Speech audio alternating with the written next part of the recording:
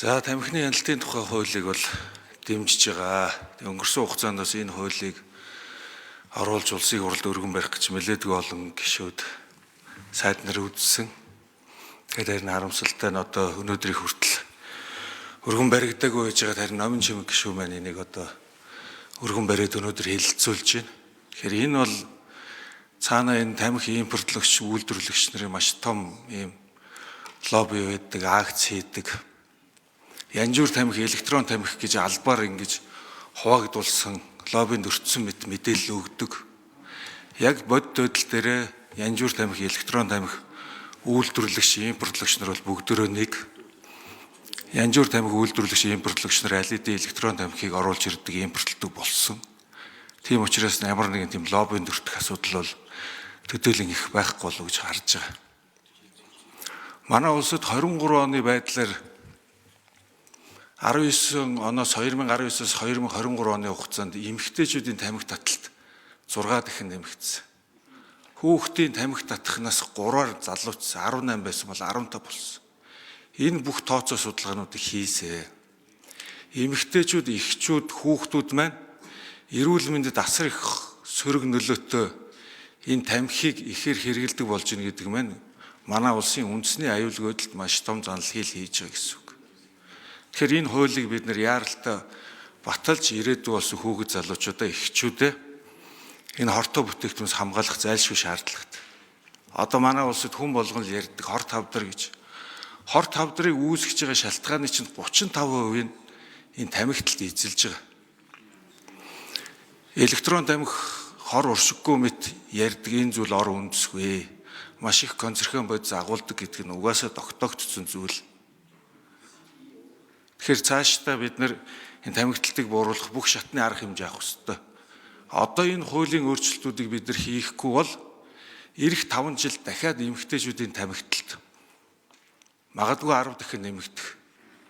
Тамхинд орж байгаа хүүхдийн нас магадгүй 10 нас болж бидний ирээдүйд асар их сөрөг нөлөөлөл үзүүлэх ийм том эрсдэл өнөөдрийн үед бий болцсон байгаа учраас гишүүд маань энэ тамхины хяналтын тухай хуулийг одоо хэлэлцэж батлах тал дээр та бүхэн маань итвэх санаачлагтай оролцоосоо гэж та бүхнээс одоо хичээнгүйлэн хүсэж байгаа. Тэгээд энэ тамхиталтай тэмцэх, тамхины хэрэглээг бууруулахад энэ олон улсын байгууллагуудын оролцоо маш их чухал, дэмжлэг их чухал байдаг. Тэгээд саяхан бас олон улсын тамхины хяналтын конвенцийн хурал болсон. Энэ хуралд одоо эрүүл мэндийн сайдын зөвлөх гэж нөхөр энэ хуралд оролцоод энэ тамхины асуудлыг ер нь дэмжих ийм байр суурийг тэр хурал дээр илэрхийлсэн. Энэ ямар учиртай байр суурь вэ гэдгийг 2 хоногийн өмнө байнгын орны хурал дээр энэ эрүүл мэндийн яамны төлөөллүүдээс асууж тодруулсан.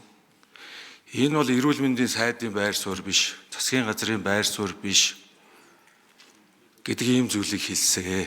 Тэгэхээр энэ хэний байр суурь болчихвоо? Энэ Женев хотод болсон энэ олон улсын хуралд оролцохоор одоо бодвол одоо сайд нь өөрийнхөө төлөөллийг одоо тушаа шийдвэр гаргаад, зардал мөнгө гаргаад ингэж явуулж байгаа байх л та. Тэгээ очиод хэний байр суурийг илэрхийлж вэ гэдгийг энийг надад нэг тодруулах хэрэгтэй. За тэгээд мөн хоёрдугаарт үүнээс үүдэлтэйгээр олон улсаас орж ирэх дэмжлэг, тусалцаа энэ зүйлүүд маань одоо буурах маш том эрсдэл. За нэмэлт 1 минут авах уу? За мөнхсайхан шүү. Тэгээд энэ олон улсаас орж ирэх байсан энэ дэмжлэг, тусалцаанууд зогсвол энэний хариуцлагыг одоо хэн хүлээх вэ? Энэ дээр одоо хэр нухацтай хандсан юм болоо? Яагаад тэр нэг уурхай чинь нөхөр эрүүл мэндийн одоо салбарыг төлөөлөөд, сайдыг төлөөлөөд ингээд тэр хуралд очиод юм болчмгүй үзэл бодол илэрхийлж вэ? Нэр хэн хариуцлага хүлээх вэ гэдэг асуудал. За энэ эрүүл тамхин дээр орж ирж байгаа онцгой албан татврын нэмэгдлийг эрүүл мэндийн даатгалын санд тодорхой хувийн төвлөрүүлэх нь их чухал шүү дээ. Яагаад гэвэл энэ тамхины эмчилгээний зардлыг эрүүл мэндийн даатгалын сангаас гаргана гэж тусгацсан байгаа байхгүй юу? Ингээд эрүүл мэндийн даатгалын сан руугаа хамаг юмыг санхүүжүүлнэ гэж зутгачаад тэгээд эргээд их усүрийг нэмэгдүүлээгүйгээс болж өнөөдөр эрүүл мэндийн даатгалын сангийн өнөөдрийн нөхцөл байдал үүсэж байгаа шүү дээ. Тэгэхээр энэ дээр хэр оновчтой нэмэгдлүүдийг хийж байгаа вэ гэдгийг бас. За Өдсөрөнгийн номин чимэг гишүүн хариулна. За мөнх сайхан гишүүнд баярлалаа. Эрүүл мэндийн салбарын сайд байхдаа бас бодлогын дэмжлэг үзүүлж, манай ажлын дэтгэсгээр бүхий л талаар дэмжлэг үзүүлж бас ажиллаж байсан хувь гишүүний зүгээс бас талархал илэрхийлье. За эрүүл мэндийн дэмжих сантай холбоотой бид нар яг өмнө нь бол тамхины онцгой албан татврын зөвхөн 2% нь эрүүл мэндийн дэмжих санд ороод зарцуулалтын хувьд бас их учир дутагдaltaй байсан.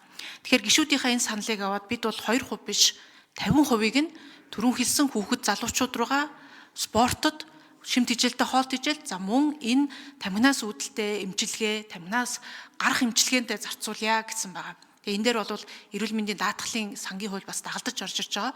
Та бүхнийхээ саналыг шууд сайн тусгаад чамбааруулад хилцүүлгийн явцад явах боломжтой гэж харж байгаа. За мөнх сайхан гишүүн маань бас дурдлаа. Сошиал орчинд бас хоёр тал болоод байлдаж байгаа юм шиг зураг гаргадаг гэдэг. Яг үнэн. Дэлхийд дахинаа янжуур тамхины хэрэглээ багасж байгаа. Янжуур тамхины томоохон компаниуд болох Philip Morris байт юм уу, British American Tobacco, Japan Tobacco гэд бүх энэ том брэндүүд нь өөрөө янжуур тамхиныхаа зах зээлийг алдж байгаа болохоор халаадаг тамхи, энэ электрон тамхи гэж шинэ төрлийн бүтээгдэхүүнийг зах зээлээ алдахгүй үүднээс гаргаж ирж байгаа. Тэгэхээр ерөөсөө энэ янжуур тамхи, электрон тамхи гэдэг чинь хоёр талд гараад байлдаад байдаг биш. Хүн шиг нэг толгойтой, хоёр гартай, нэг гараараа янжуур тамхи, нэг гараараа электрон тамхи үйлдвэрлээд зах зээлээ одоо энэ хортой бүтээгдэхүүн үйлдвэрлэдэг те энүүгээрээ хамгаалах ийм зорилготой байгаа. Монголд ч гэсэн адилхан электрон тамхи импортлогчид, янжуур тамхи импортлогчид, янжуур тамхины үйлдвэрлэгч нь бүгдээрээ электрон тамхи үйлдвэрлэгч. Бүгдээрээ адилхан янжуур тамхи импортлж байгаа нь электрон тамхи импортлдог. Тэгээ сошиалд болохоор олон нийтэд болохоор нэг хоёр тал байлдаад байгаа ч юм шиг нэг нэгнийхээ эсрэг байгаа ч юм шиг боловч цаагаараа бүгдээрээ нийлцэн энэ хуулийг яаж гацаах вэ болиулах вэ гэдэг ийм лобби хийдэг. Тэгээ би бас энэ дээр тамхины тухай хууль одоо хүчин төгөлдөр мөрдөж байгаа нэг зүйл заалтыг бас дурдмаар байгаа. Одоо тамхины хяналтын тухай хууль дээр 5.1-ийн 4-т тамхины хяналтын тухай хууль тогтоомж боловсруулах явцад ашиг сонирхлын зөрчилтэй тамхи үйлдвэрлэгч импортлогчноос тавьсан саналыг хүлээж авахаас татгалзах үүрэгтэй.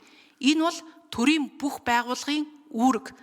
Тамхины компаниуд хэтэрхий их лоббитой болохоор конвенцаараач тэр бидний нэгдэж орсон Монгол улсын хуулиарч тэр ийм саналыг битгий хүлээж аваарай бодлого боловсруулахтаа гэдгийг цагаан дээр хараар манай хуульд бас тусгаж өгсөн байгаа гэдгийг хэлмээр байна. За эрүүл мэндийн яамнаас түрүүн мөнх сайхан гишүүний асуусан асуултанд тодруулаад хариулъя.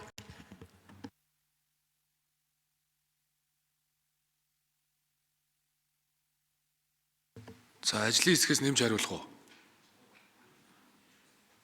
Дөрөвдүгээр микрофон. Мөнх сайхан гишүүний асуултанд хариулъя. Эрүүл мэндийн яамны нийгмийн эрүүл мэндийн бодлогын хэрэгжилтийн газрын дарга. За тэгэхээр өнгөрсөн 7 хоногт Дэлхийн эрүүл мэндийн байгууллагын тамхины хяналтын суурь конвенцийн 11-р удаагийн хурал Женев хотод зохион байгуулагдсан. За энэ хуралд бол их хурлын одоо чин бүрэн гишүүний их хурлын одоо орон тооны бус зөвлөх энх баяр гэж хүн оролцсон. За яг ямар асуудал ярьсныг бол бид нарт одоогоор аль биесны мэдээлэл бол ирээгүй байгаа. За тэгэхээр энэ хүний байр суурь бол эрүүл мэндийн яам болон засгийн газрын байр суурь биш гэдгийг би бас дахин хэлмээр байна. Эрүүл мэндийн яам бол тамхины хяналтын хууль, тамхины хяналтын суурь конвенцийг бол бүрэн дэмжиж байгаа.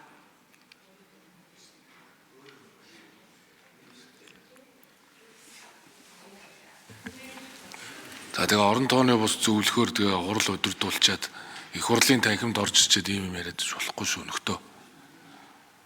Тэр нь орон тооны бус зөвлөх яамны газрын дарга нарыг цуглуулж хурал удирдна гэж юу вэ? Тэг юу яриад байна? Тэр чинь орон тооны зөвлөх биш юм уу?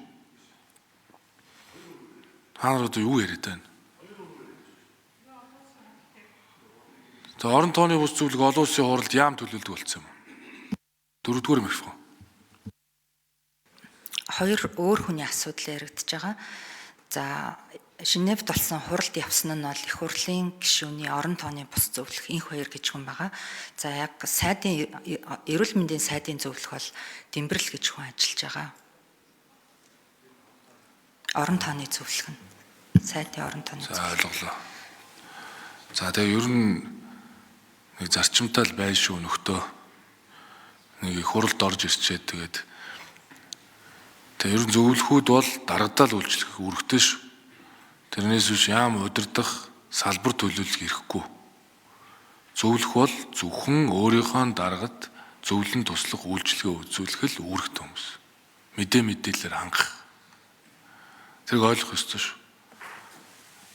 Хэрвээ тэр яам төлөвлөх гээд байгаа бол яамныхаа одоо тэр тодорхой албан тушаалд сонгон шалралтанд ороод тэгээ тэнцээд ажиллах ёстой л гэдэг. Би бол ийм л байр суурьтай байна.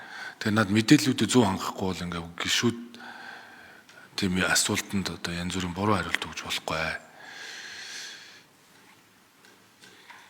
За Далайн Батбаяр гişүү.